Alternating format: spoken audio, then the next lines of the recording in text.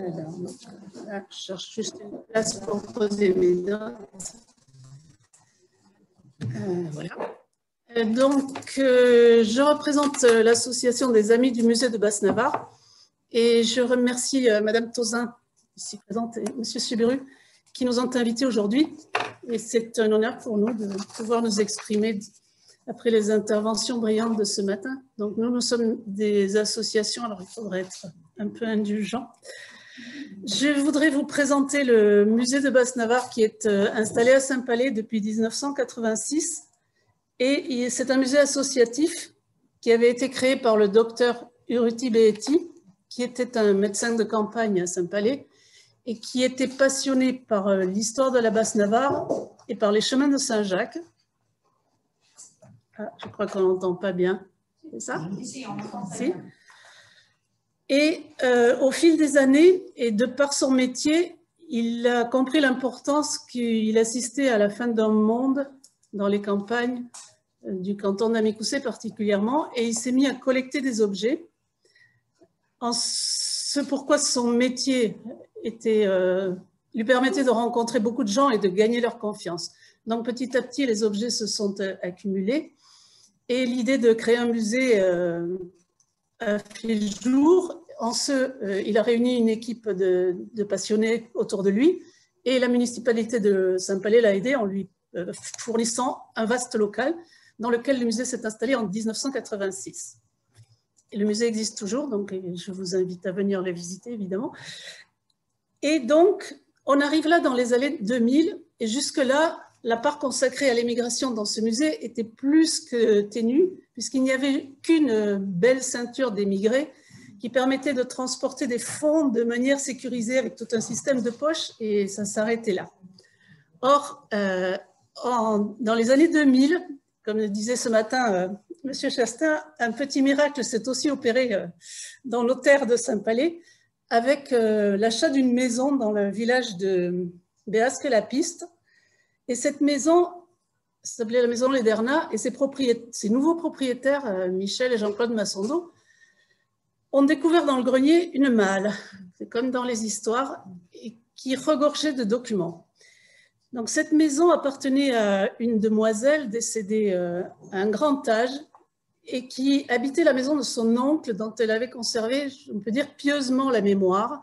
Et cet oncle était Guillaume Apessa, qui a été donc sous-agent, comme ça a été évoqué ce matin par Claude Méatz aussi, sous-agent et agent d'émigration sur une très longue période qui recouvre toute la seconde moitié du 19e et le début du 20e. Et les nouveaux propriétaires ont tout de suite pris conscience que ces documents étaient importants et les ont confiés au musée de Basse-Navarre, qui les détient toujours. Voilà où commence notre histoire. Je vais évoquer assez brièvement l'histoire de ces archives et vous parler sommairement de cette famille Apessa qui vivait dans le village de Domezin-Beyroth où le père était agriculteur. 7 enfants naissent dans cette maison. Et l'aîné, Guillaume, né en 1828, décédé en 1919 à Béasque, part pour l'Argentine où on retrouve la trace d'un mariage en 1859 avec une toute jeune fille née en Argentine. Ensuite, on trouve 2 enfants nés de leur union, dont les naissances sont transcrites dans le village de Domezin-Beyroth, dans les registres d'état civil. Et la fillette, la deuxième, née à Domezin. Et la famille, on n'a plus aucune trace. Donc, Guillaume Apessa revient au Pays Basque et s'installe comme sous-agent d'émigration, puis agent d'émigration, donc de 1856 à 1913. Il a, sur la fin de sa vie, été maire du village où il vivait, Béasque-la-Piste. Voilà pour Guillaume. On trouve trace d'une sœur cadette qui aussi a vécu en Argentine. Et enfin, le cadet, le dernier de la fratrie, né en 1846, donc il y avait une grosse différence d'âge avec l'aîné, lui semble arriver en Argentine à 1862, donc il a 16 ans, et il s'établit en tant que commerçant. Voilà, donc ça, ce sont les Apessa. Pour revenir aux archives elles-mêmes,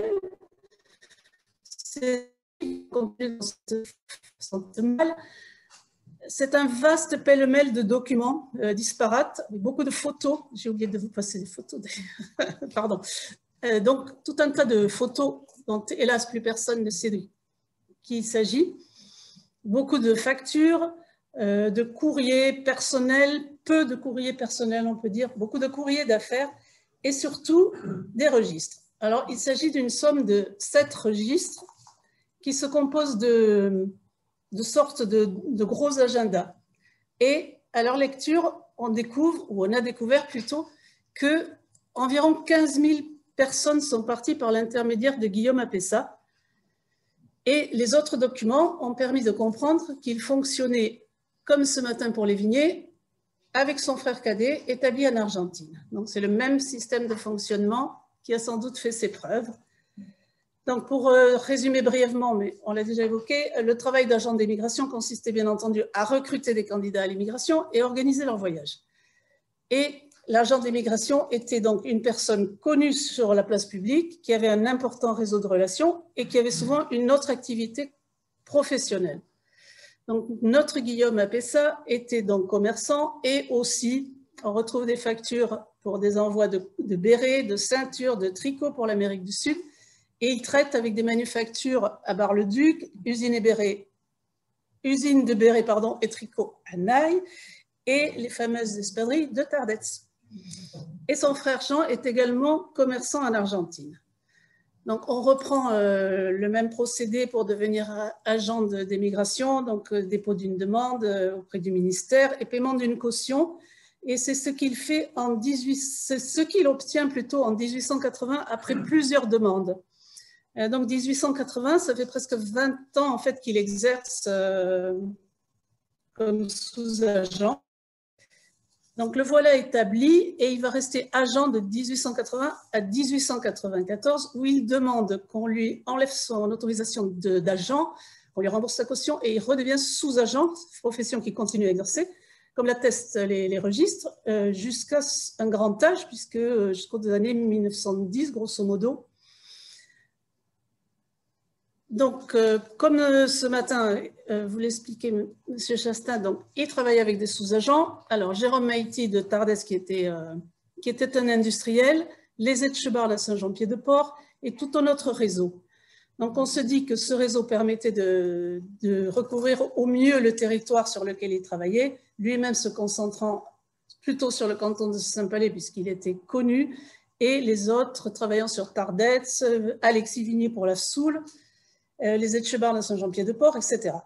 Et on imagine bien qu'il y avait tout de même une concurrence entre ces agents, ces sous-agents, voilà, que les choses n'allaient pas aussi facilement.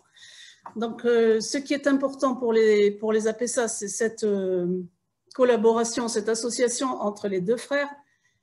Et là, on est en présence d'un relais solide et fiable qui ne peut sans doute que rassurer et convaincre les immigrants qui se disent que Guillaume Apessa sait de quoi il parle, puisque son frère est établi là-bas, qu'il a sans doute une certaine notoriété aussi.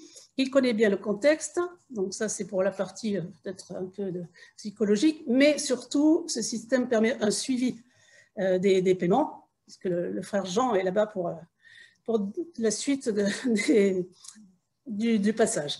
Et on pense aussi que ce système permettait d'octroyer de nombreux crédits, ce qui apparemment, d'après ce qu'on a lu, était quand même une caractéristique de ces binômes par rapport aux agents qui étaient tout seuls sur le territoire. Et on imagine que le système de crédit attire à son tour de plus nombreux passagers. Alors, je reviens au registre. Je vais vous montrer, donc là, c'était juste pour vous remettre un petit peu dans le bain et l'ambiance argentine. Alors, voilà les registres en question. Donc, il y a 7 registres de tailles différentes, d'épaisseurs différentes, et ce sont souvent des grands agendas qui sont des livres de comptes. Ça, ce sont des photos, a priori, de la famille Apessa, mais sans certitude, puisqu'il n'y a aucune indication dessus. Alors, à droite, enfin, la famille entière, ça doit être ici, et les autres, je suppose que c'est en Argentine, donc vous voyez qu'il y a quand même une réussite sociale manifeste, de par leur habillement, de par leur posture. Voilà, et il y a tout un tas de portraits de dames aux coiffures charmantes et d'enfants très bien habillés, donc c'était, on imagine, tout de même une classe sociale qui avait réussi. Voilà.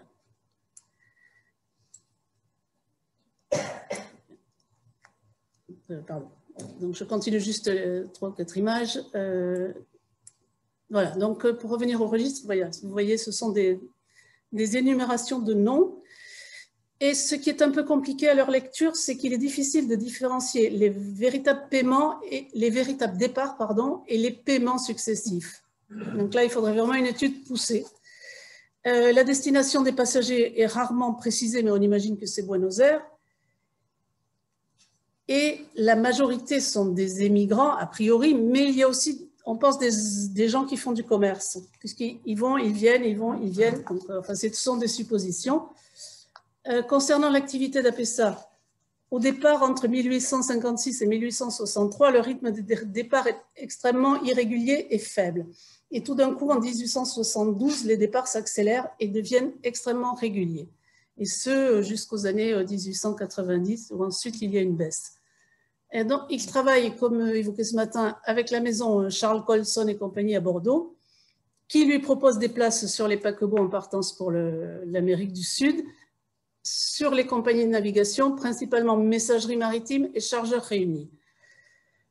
Ensuite, APESA mentionne dans ses registres la commune du part de celui qui part. Et après lecture, on pense que c'est plutôt le lieu de résidence des partants. Et ces clients viennent principalement des chefs-lieux de canton du Pays Basque. Et ensuite, dans les communes, il y a de très fortes disparités entre les communes pour une raison que pour l'instant nul ne connaît.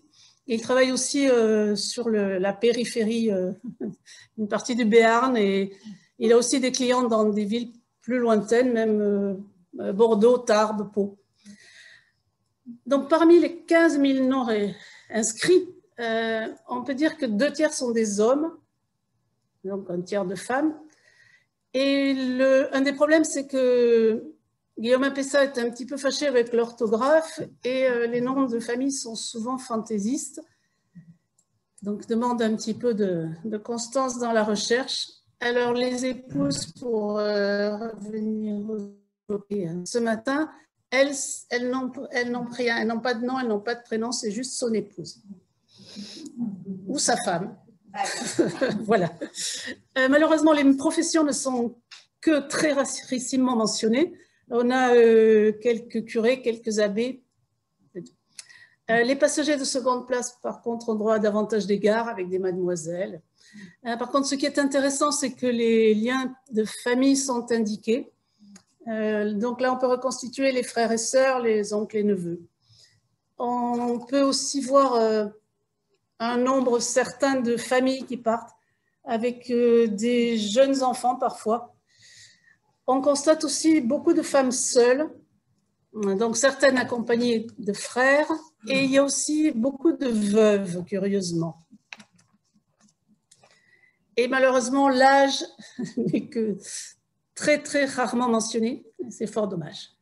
Concernant les prix, ils varient tout le temps, de 300 francs à 200 francs, mais ce n'est pas très étonnant puisque Guillaume APESA a travaillé sur une très longue période. Ensuite, on peut constater des modalités de paiement différentes qui rejoignent la façon dont fonctionnaient les frères Vignier. Donc, je le reprends brièvement. Certains payent la totalité de la somme du passage, mais ils sont plutôt rares. La plupart du temps, le paiement se fait en fractionné, parfois en innombrables petites sommes, mais là, bien entendu, au fil des mois et des années, les intérêts s'ajoutent. Donc certains, là aussi, demandent des avances à l'agent d'immigration pour régler le chemin de fer, la nuit d'hôtel à Bordeaux. Beaucoup donc paient en Argentine. Et ce qui est curieux, c'est que généralement, le délai dans lequel ils paient est assez bref. Et exceptionnellement, ça prend du temps, mais là, le frère Jean intervient avec vigilance. Ensuite, on trouve aussi tout un système de garantie, soit fait par les parents, pour le passage d'enfants. Donc là, parfois, un acte est passé devant notaire, mais pas forcément. Là est indiqué garantie verbale. Et il arrive que des Argentins présentent cette garantie, soit caution. Parfois, il est fait mention de parents établis en Argentine, dans des villes comme Azul, Tandil, Chascomús, où sont déjà installées des communautés de Basques. Et là, ils font venir de proches parents. Et il y a aussi mention de Basques qui font venir leurs compatriotes, en général d'un même village, ou des villages proches. Et là, après ça, note bien, demandé par un tel. Et là apparaît parfois le nom de Pedro Luro. Donc, les enfants très petits ont tout de même droit à un voyage gratuit, mais à peine 2-3 ans, ils payent quart de place, demi-place, etc. Et il y a des tractations ou des transactions de grosses sommes dont on ne sait rien. Voilà. Donc, on imagine qu'il faisait aussi office de banquier. Et aussi, il y a des mentions de règlement de succession entre les deux côtés de l'Atlantique. Voilà, c'est ce que je voulais vous dire des archives APESA. Pardon, j'arrête le diaporama, donc je reviens à ma dernière vue. L'association Euskal Argentina avait proposé à l'époque aux amis du musée de Basse-Navarre de procéder au dépouillement de ces archives. Le musée a donné son accord et c'est ainsi que cette œuvre de longue avec environ 15 000 noms qui ont été répertoriés. À ce moment-là, les associations se sont demandé comment les mettre à disposition du public et ont pensé toutes les deux que le mieux serait de les mettre sur Internet. Mais ni l'une ni l'autre n'avait les moyens de procéder à la chose. Donc, l'Institut culturel avait été sollicité et a donné son accord et pris en charge cette opération. Et c'est ainsi qu'à l'automne 2010, ces listes de départ ont été mises sur Internet, donc sur le site de l'Institut culturel basque. Elles sont accessibles gratuitement et il y a un système de recherche qui a été mis en place par nom ou par localité. Donc, depuis lors, comme vous l'imaginez, ce site a reçu un nombre impressionnant de visites. Et pour notre part, et je peux dire au nom des 3 associations, nous sommes vraiment très fiers de cette réalisation qui constitue un bel hommage à tous ces anonymes qui sont partis. Voilà ce que je voulais dire pour le musée de Basse-Navarre et je vais passer la parole à mes camarades.